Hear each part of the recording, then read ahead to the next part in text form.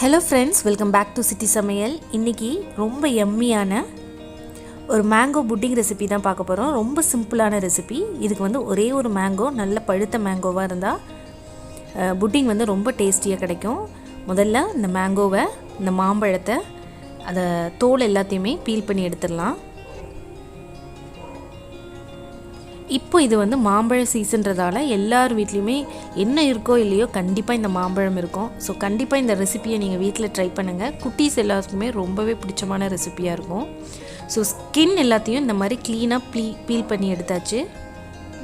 இப்போ இதை நல்லா குட்டி குட்டியாக ஸ்லைஸ் பண்ணிக்கலாம்.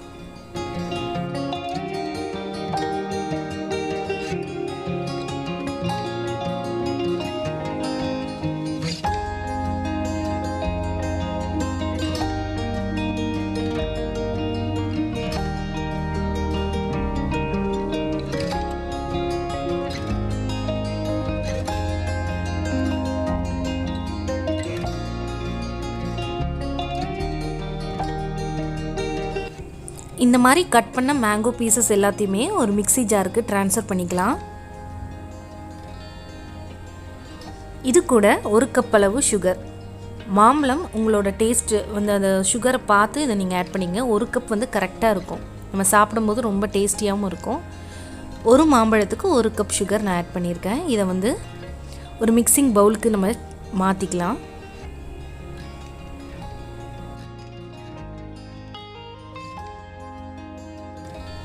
இந்த மேங்கோ புட்டிங் வந்து அகர் இல்லாமல் நல்ல ஒரு ஜெல்லி டைப்பில் நமக்கு கிடைக்கும். இப்போது ஒரு மிக்சிங் பவுல் எடுத்துக்கோங்க. அதில் பார்த்திங்கன்னா நான் வந்து 150 ml மில்க் எடுத்துருக்கிறேன். காய வச்சு ஆற வச்சு மில்க் எடுத்துக்கோங்க. இந்த 150 ml மில்கோட ஒரு 3 டேபிள் ஸ்பூன் அளவு கார்ன்ஃப்ளவர் மாவு சேர்த்துக்கிறேன். சோள மாவு. என்னடா சோள மாவு எல்லோ கலரில் இருக்கேன்னு நினைக்காதீங்க. இது வந்து நான் வீட்டில் வந்து ரெடி பண்ண மாவு. ஸோ நார்மலாக சோள மாவு ஒயிட் கலரில் இருக்கும். ஸோ இதை நல்லா நம்ம பீட் பண்ணிக்கலாம். கட்டிகளே இல்லாமல் நல்லா வந்து பாலும் அந்த சோள மாவும் நல்லா நமக்கு மிக்ஸ் ஆகணும். இதை தனியாக எடுத்து வச்சுக்கலாம். இப்போ அடுப்பில் வந்து நம்ம அந்த மேங்கோ வந்து மிக்ஸ் பண்ண மிக்சரை எடுத்து அடுப்பை வந்து லோ ஃப்ளேமில் வச்சு நல்லா இந்த மாதிரி மிக்ஸ் பண்ணிகிட்டே இருக்கணும் கைவிடாமல். இது வந்து பார்த்திங்கன்னா ஒரு திக்கான ஒரு கன்சிஸ்டன்சியில் நமக்கு கிடைக்கணும். ஸோ அந்த அளவுக்கு இதை முதல்ல மிக்ஸ் பண்ணிக்கலாம். ஸோ கலருமே கொஞ்சம் வந்து நமக்கு மாறி இருக்கும்.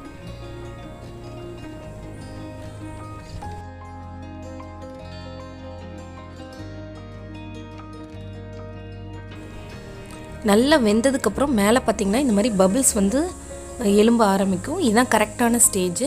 இந்த ஸ்டேஜில் நம்ம எடுத்து வச்சுருக்க அந்த பால் அண்ட் கார்ன்ஃப்ளவர் மிக்சரை இதோட சேர்த்துக்கலாம்.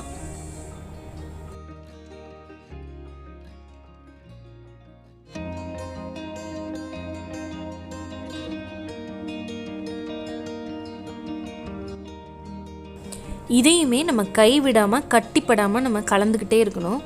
ஸோ ஃப்ளேமை வந்து நல்லாவே லோ ஃப்ளேமில் வச்சுக்கோங்க. இந்த மாதிரி கைவிடாமல் கலக்கும்போது நமக்கு வந்து வெந்ததுக்கப்புறம் சேம் அதே மாதிரியே மேலே வந்து சின்ன சின்ன பபிள்ஸாக நமக்கு வரும். கலரும் பார்த்திங்கன்னா முன்னே இருந்த கலரை விட கொஞ்சம் ஃபேடாக இருக்கும் கலர். ஸோ இது கரெக்டான ஸ்டேஜ். இப்போ அடுப்பை வந்து கட் ஆஃப் பண்ணிடலாம்.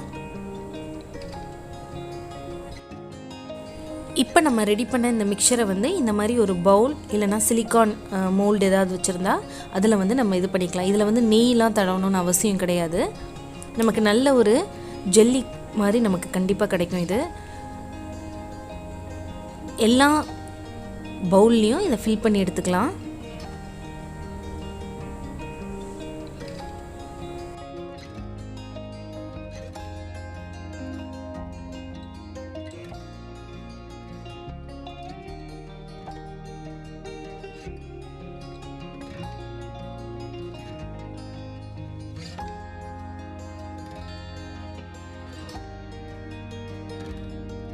இப்போது நம்ம ரெடி பண்ண இந்த பவுல் எல்லாத்தையுமே ஒரு 3 to 4 hours நம்ம ரெஃப்ரிஜரேட் பண்ணணும். டீப் ஃப்ரீஸ் பண்ணாமல் நம்ம ரெஃப்ரிஜரேட்டில் வைக்கணும். உங்களுக்கு கொஞ்சம் லிக்விடாக நீங்கள் அப்படி ஊற்றினீங்கன்னா உங்களுக்கு டைம் வந்து வேரியேஷன் ஆகும். ஒரு 6 hours கூட ஆகலாம். எனக்கு வந்து இதை நான் ஃப்ரிட்ஜில் வச்சு ஒரு 3 ஹவர்ஸ் கழித்து நம்ம எடுத்து பார்க்கலாம் எப்படி வருதுன்னு.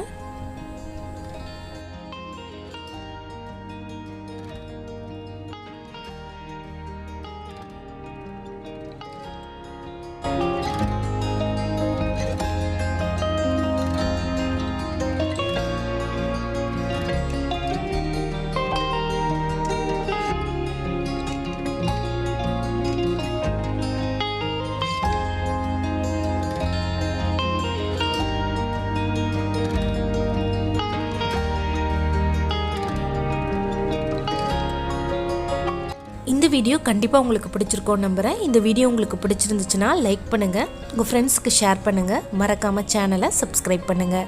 வேறு ஒரு வீடியோவில் உங்களை சந்திக்கிறேன். நன்றி, வணக்கம். இது அறுசுவையின் திறவுகோல்.